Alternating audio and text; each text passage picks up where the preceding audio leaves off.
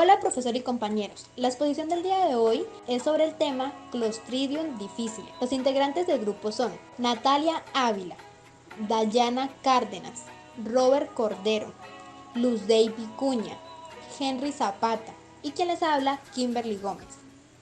Para comprender un poco mejor lo que se va a ver en esta exposición, debemos entender algunos conceptos básicos de lo que es la Clostridium difficile.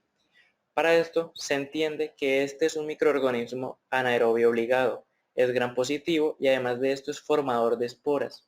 Se estima que esta puede llegar a comprender entre el 1 y el 3% de la flora comensal en un adulto joven. Tanto las cepas productoras de toxinas, o sea, las toxigénicas, como las no toxigénicas, se encuentran de forma natural y pueden colonizar huéspedes. La bacteria fue descrita por primera vez en 1935 y fue llamada así Clostridium difficile por su gran resistencia a iniciales intentos de ser cultivada, y si era sembrada crecía muy lentamente en los cultivos. La Clostridium difficile es el agente causal de diarreas intrahospitalarias y coloniza pacientes inmunodeprimidos que consumen antibióticos, como se puede ver en el GIF que está en la parte inferior, ya que esto desencadena la pérdida de la flora intestinal y permite la proliferación del microorganismo. Las esporas son oblicuas en el medio ambiente y están ampliamente distribuidas en ambientes intrahospitalarios.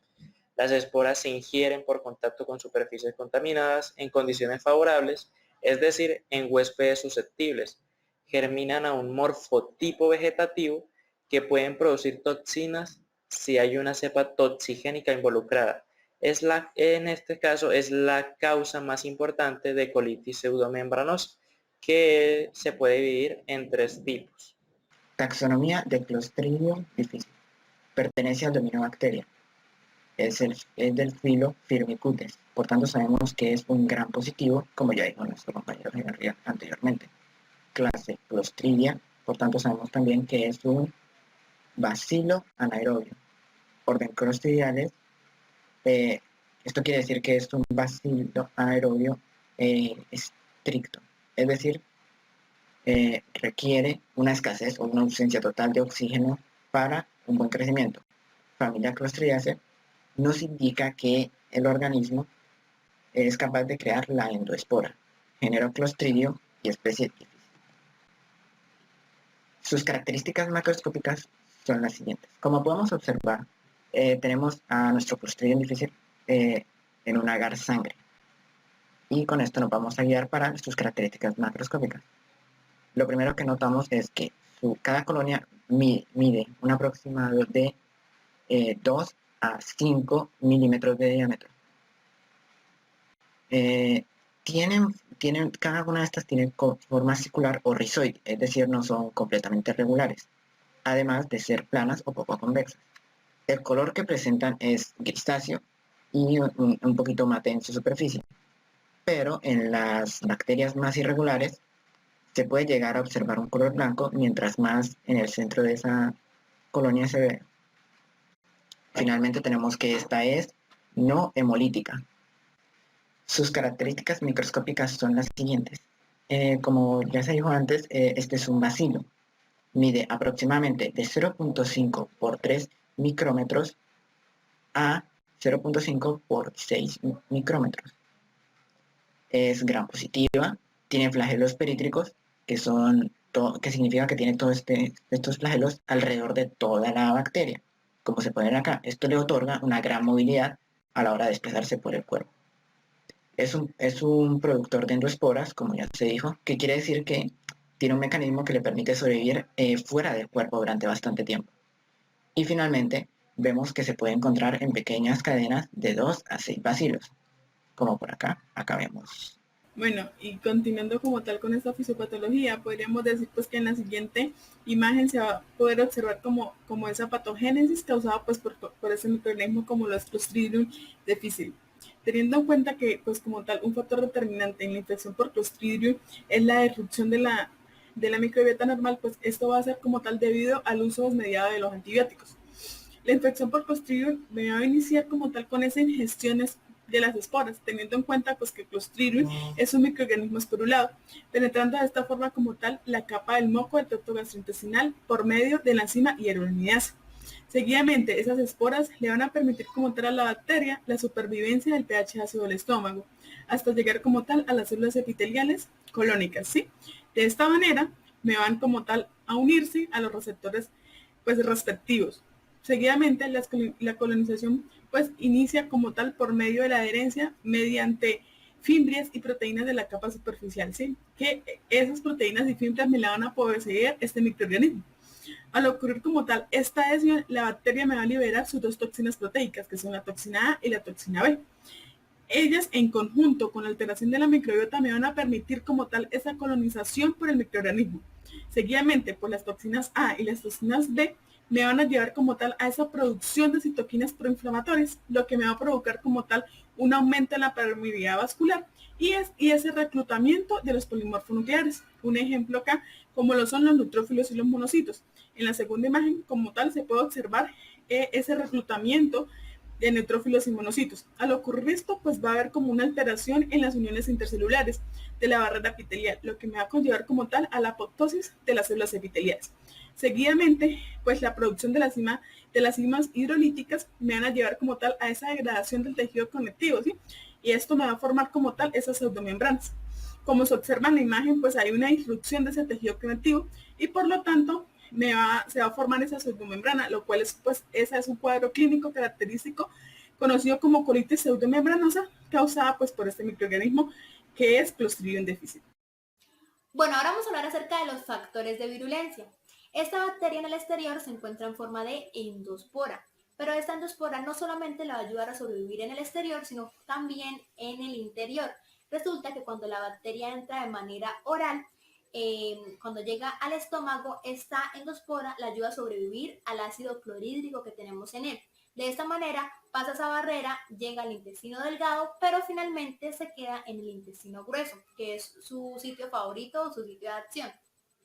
Una vez allí ya puede liberarse de esa endospora, por así decirlo, más sin embargo ella no ataca de una vez. Recordemos que ella es un patógeno oportunista, entonces ella va a esperar el momento adecuado para poder liberar esas toxinas y generar patogenia. ¿Y cuándo las libera? Pues resulta que cuando el huésped está consumiendo antibióticos o antimicrobianos, lo que hace es que, como ya sabemos, mata la mayoría de las bacterias microbiota. Pero a esa bacteria es muy difícil que cualquier antibiótico la mate debido a que recordemos que es una bacteria anaerobia estricta. Entonces no cualquier antibiótico le va a hacer daño a ella. Ahí es donde ella aprovecha que básicamente está muriendo toda la microbiota para poder liberar esas toxinas. ¿Y cómo sabe la bacteria en qué momento liberarlas y en qué momento no? Pues sabemos que ella no tiene cerebro, más sin embargo, todas las cepas de Clostridium difficile presentan un locus de patogenicidad. Este locus está conformado por 5 genes: TCDA, TCDB, TCDC, TCDE y TCDR.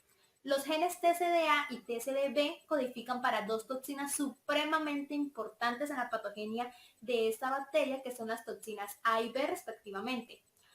El gen TCDR actúa como regulador positivo para la expresión de estas toxinas, mientras que el TCDC actúa como regulador negativo. De esta manera pues evita la expresión. Entonces, las bacterias de esta manera es que saben en qué momento actuar y en qué momento no.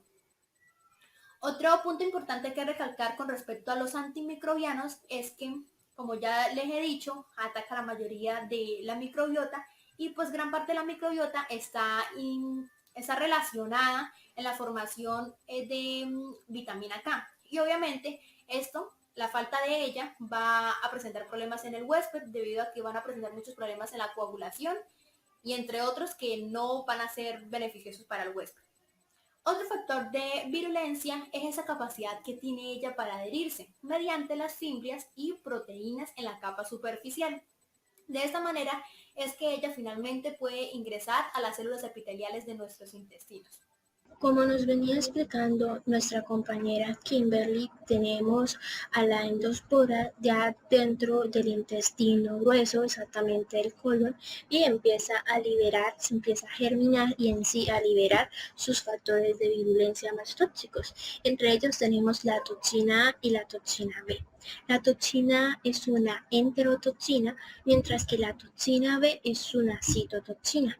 Estas toxinas son toxinas tipo AB. ¿Qué significa esto? Que es una toxina que tiene un dominio A y un dominio B. El dominio A es su acción catalítica, mientras que el dominio B es la manera en la que ella logra unirse con el correceptor. Si hablamos de la toxina A, ella se va a unir con el correceptor de la célula diana del intestino grueso por medio de un dominio CROP, el cual va a unirse con el correceptor sucrosa isomaltasa, como también se puede unir con el correceptor GP96. Cuando hablamos de la toxina B, ella no puede utilizar el dominio CROT para unirse con estos correceptores debido a un anticuerpo.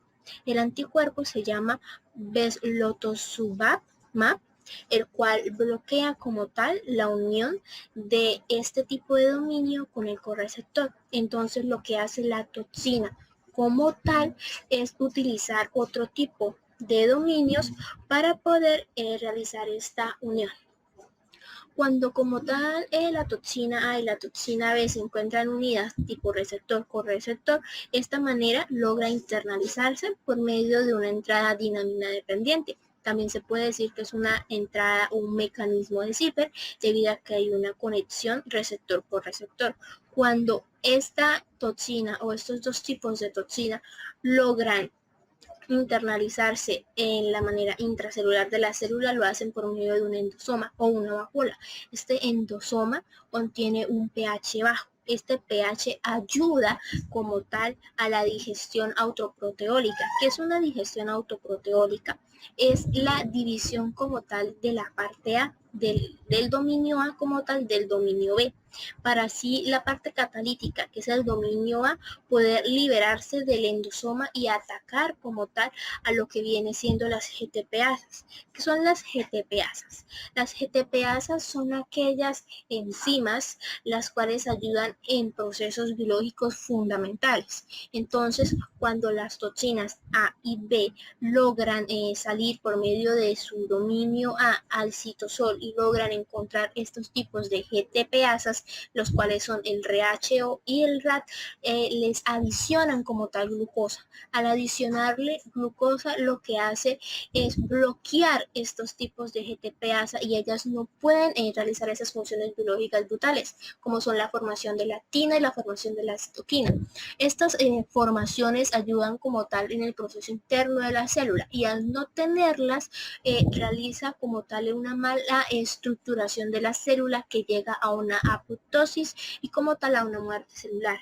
Y cuando ocurre una muerte celular de la de la célula como tal, lo que ocurre es una facilitación como tal de la migración de esos neutrófilos al intestino. Y como tal, lo que hay es una inflamación propia de la colitis. De esta manera es que se manifiesta una inflamación cuando existe una apoptosis en la célula. Este es el principal factor de virulencia que tiene el Clostridium difficile, pero no es el único. También tenemos la toxina binaria. La toxina binaria no se codifica en la misma isla de patogenicidad que se codifican los genes o las toxinas anteriormente explicadas, sino en un nuevo isla, como es el CAT-LOG, y no se encuentra en todas las cepas del Clostridium difficile, sino en unas cepas específicas, como son el ribotipo 027 y 028. Entonces, ¿qué es lo que es de diferente entre las toxinas que ya expliqué a este tipo de toxinas? Es la toxicidad que tiene. Al ser una toxina binaria, es decir, al contener la toxina A y la toxina B juntas, lo que hace es una mayor acción catalítica, hace un daño más profundo en lo que vendría siendo la submucosa y la mucosa del tejido epitelial de las células diana del colon. Bueno, en los rasgos clínicos, la infección por Clostridium difficile puede presentarse de tres formas. Puede ser leve o aguda, puede ser moderada y puede ser grave. Las formas clínicas de la infección van desde el estado del portador asintomático hasta una colitis simple o una colitis posterior al tratamiento con antibióticos, a una colitis pseudomembranosa y a una colitis fulminante. Las manifestaciones clínicas básicas de la infección es la diarrea líquida abundante, esta pues con presencia de moco y sangre, como también van acompañadas de un dolor abdominal.